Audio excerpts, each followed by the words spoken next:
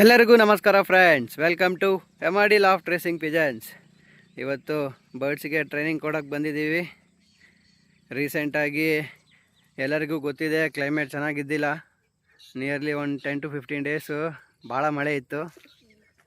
ನಿನ್ನೆ ಸ್ವಲ್ಪ ಓಪನ್ ಆಗಿತ್ತು, ಅದಕ್ಕೋಸ್ಕರ ಇವತ್ತು ಟ್ರೈನಿಂಗ್ ಮಾಡೋಣ ಅಂತ ನಿನ್ನೆ ಪ್ಲ್ಯಾನ್ ಮಾಡಿಕೊಂಡು ಇವತ್ತು ಬರ್ಡ್ಸ್ನ ತಗೊಂಬಂದಿದ್ದೀವಿ. ಲಾಸ್ಟ್ ಟೈಮ್ 20 ಕಿಲೋಮೀಟರ್ಸ್ ಟ್ರೈನಿಂಗ್ ಮಾಡಿದ್ದೀವಿ.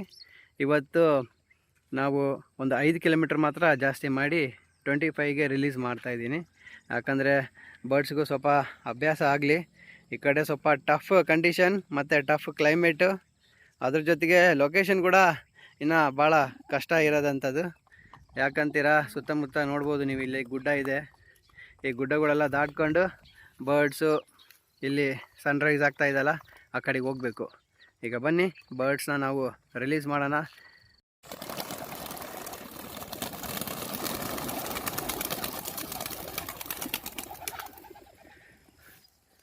ಬರ್ಡ್ಸ್ ಅವೇ ಓಪನ್ ಮಾಡ್ಕೊಂಡು ಹಾರ್ಬಿಟ್ಟು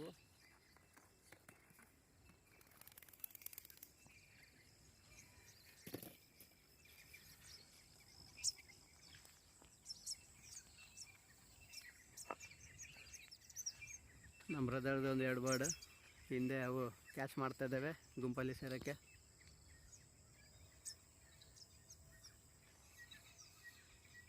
ಎಷ್ಟೊತ್ತು ಹಾರಿ ಇಲ್ಲಿ ಮನೆಗೆ ಹೋಗ್ತವೆ ಅಷ್ಟು ಒಳ್ಳೆಯದೇ. ಯಾಕಂತೀರ ಫ್ರೆಂಡ್ಸ್, ಇದು ಸುತ್ತಮುತ್ತ ಗುಡ್ಡ ಜಾಸ್ತಿ ಇದೆಯಲ್ಲ, ಬರ್ಡ್ಸಿಗೆ ನ್ಯಾವಿಗೇಷನ್ ಇಲ್ಲಿ ಭಾಳ ಇಂಪಾರ್ಟೆಂಟ್. ಕರೆಕ್ಟಾಗಿ ಮನೆ ಕಡೆಗೆ ರೀಚ್ ಆಗಬೇಕು ಅಂತ ಅವೊಂದು ದಾರಿ ಹಿಡಿದ್ರೆ ನಮಗೆ ರೇಸ್ ಟೈಮಲ್ಲಿ ಪ್ರಾಬ್ಲಮ್ ಆಗೋಲ್ಲ. ಈಸಿಯಾಗಿ ಬರ್ಡ್ಸ್ ದಾರಿ ಇಟ್ಕೊಂಡು ಮನೆ ಕಡೆ ಬರ್ತವೆ. ಭಾಳ ಹೈಟಲ್ಲಿ ಹಾರ್ತಾ ಇದ್ದಾವೆ. ಈಗ ಎಲ್ಲ ಬರ್ಡ್ಸ್ ಕಲ್ತು ಹಾರ್ತಾ ಇದ್ದಾವೆ.